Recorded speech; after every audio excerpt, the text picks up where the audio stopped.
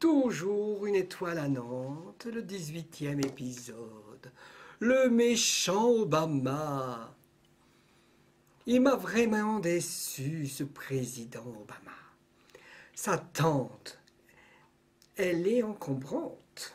Elle s'est installée illégalement aux États-Unis. La pauvre chérie. Elle va être expulsée vers le Kenya. C'est incroyable de faire ça à sa pauvre tante. Ce n'est pas gentil de sa part. Il pourrait lui venir en aide quand même. Il est président. Il a le pouvoir. Oui ou non? Elle sera expulsée. On a même refusé sa demande d'asile en exigeant son départ du sol américain. La demi-sœur du père de Obama est arrivée aux États-Unis en 2000.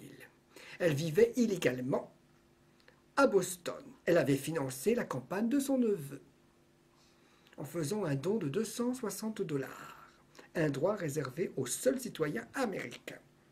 En décembre 2008, Polly, la tante, Onyango, a été placée dans un logement public en attendant son jugement. Depuis, elle affirme n'avoir eu aucune nouvelle de son neveu et jure ne pas lui avoir demandé. Elle déclare « Je porte ma croix ». Elle se remet d'une maladie. Elle est sans travail. Elle ne peut pas souffrir. Elle ne peut pas s'offrir les services d'un avocat. Quel monde qu'on vit! Si c'était ma pauvre tante, j'aurais fait le nécessaire pour elle. Je ne pourrais pas supporter que ma tante soit à la rue, qu'elle vit comme une clocharde. Je pensais que le gentil Obama voulait sauver le monde, mais il n'est pas capable d'aider sa pauvre tante. Honte à lui!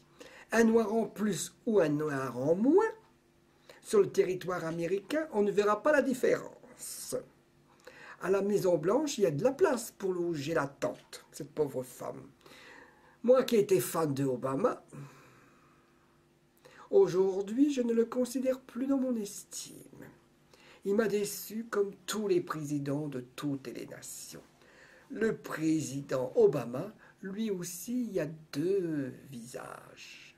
La face A et la face B.